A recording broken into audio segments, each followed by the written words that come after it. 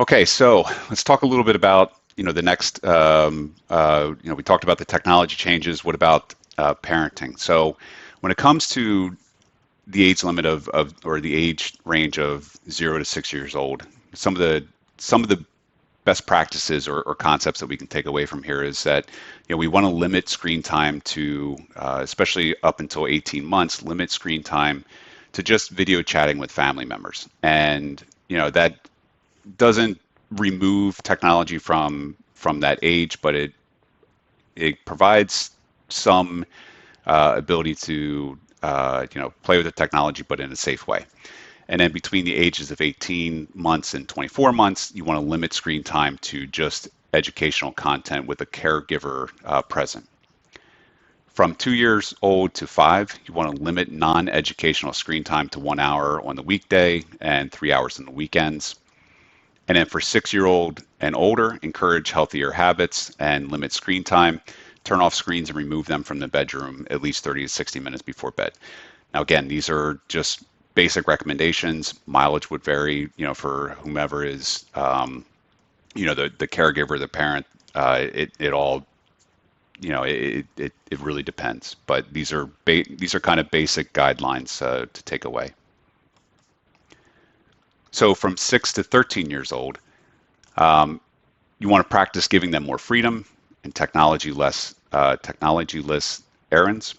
Encourage non-device activities with friends, things like walking, sleepovers, free play, which of course is difficult, especially when all the other kids are, on their phones. It's a little bit harder, but you want to encourage, these non-device activities.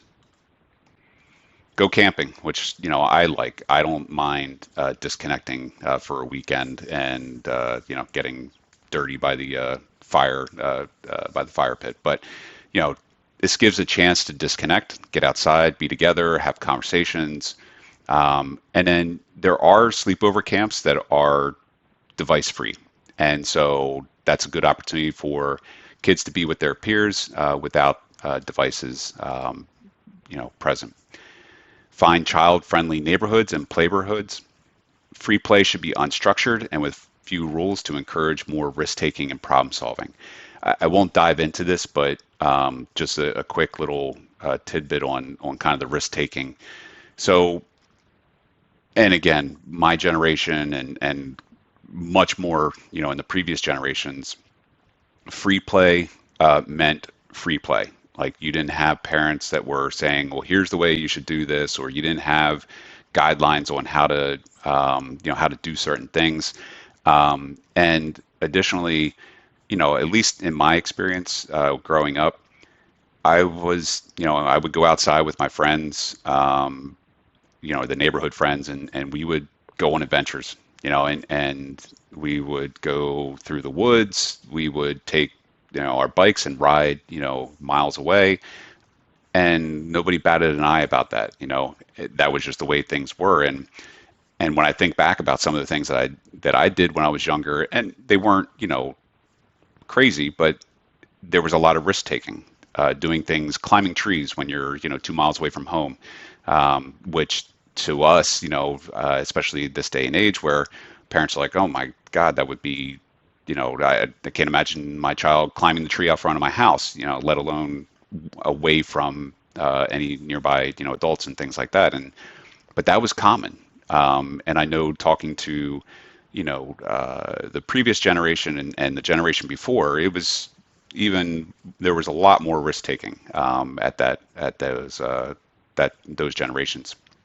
And so we're seeing kind of the erosion of that risk taking, which leads to down the road, once those adolescents get older, they become more anxious because the world is not structured. It is a choose your own adventure.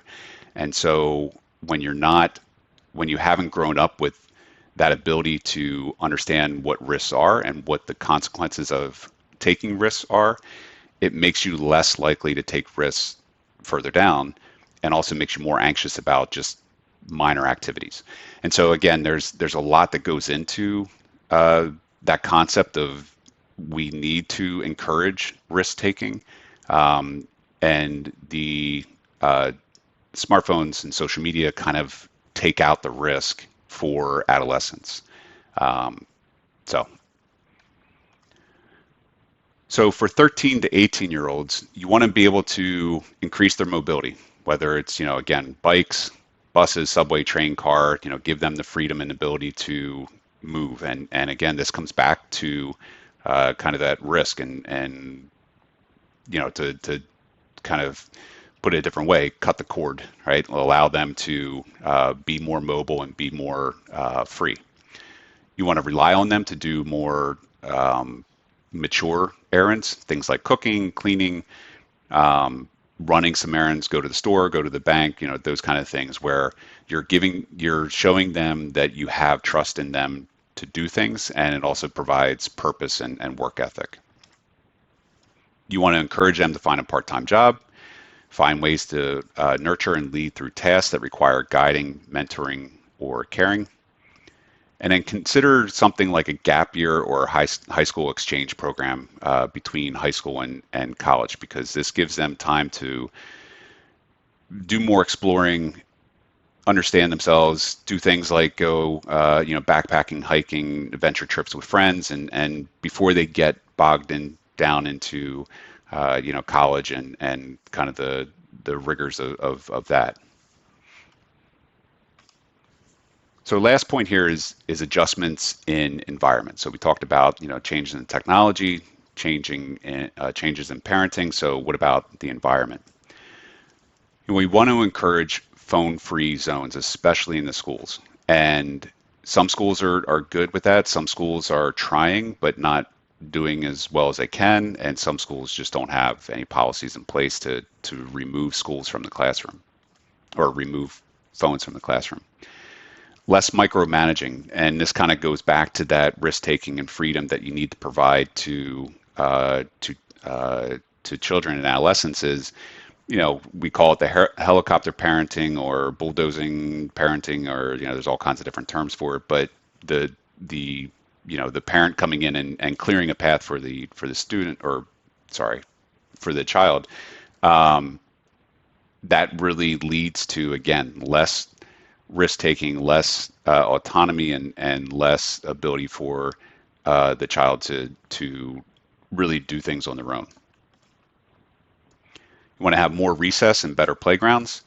One of the stats that I remember seeing was that I think children on average get about 30 minutes to an hour of playtime at school.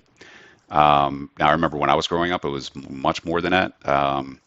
But now it's about a half hour each day for recess, and I remember when I read that statistic, they had matched it up with prisoners who get 2 to 3 hours of yard time or outside time.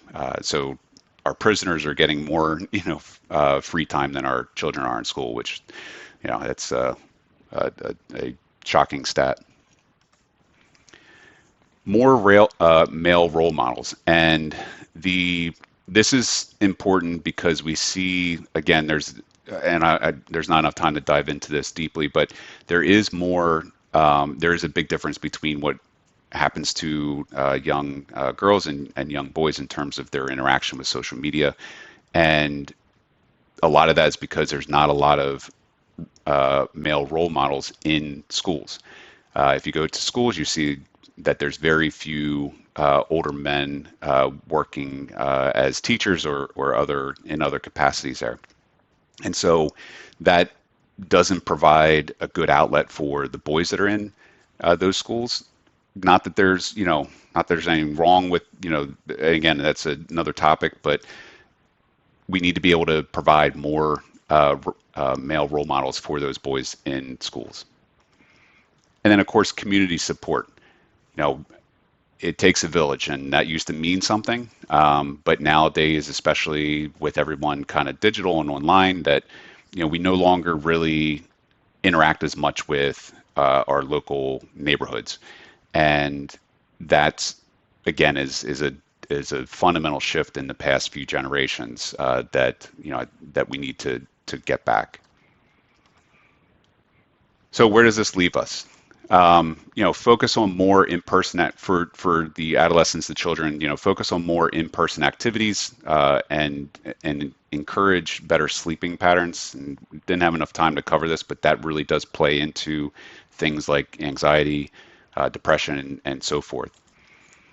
Provide structure to the day and the week. We want to be gardeners, not carpenters, and what that means is our children are not projects that we have to, build. They are something that we need to encourage to grow, and that's why it's termed gardeners, where we create the conditions for them to grow healthy. We want to learn more about parental controls in social media and technology.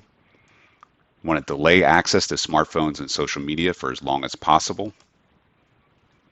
Most important thing is talk to your children about the risks that are there for using this technology, and make sure that you listen to their concerns and their position. And then the most important part is this collective action problem where, again, it takes a community. So we need to ensure that all of us are engaged in enabling all of our children to grow up in a space that's safe with regards to using technology.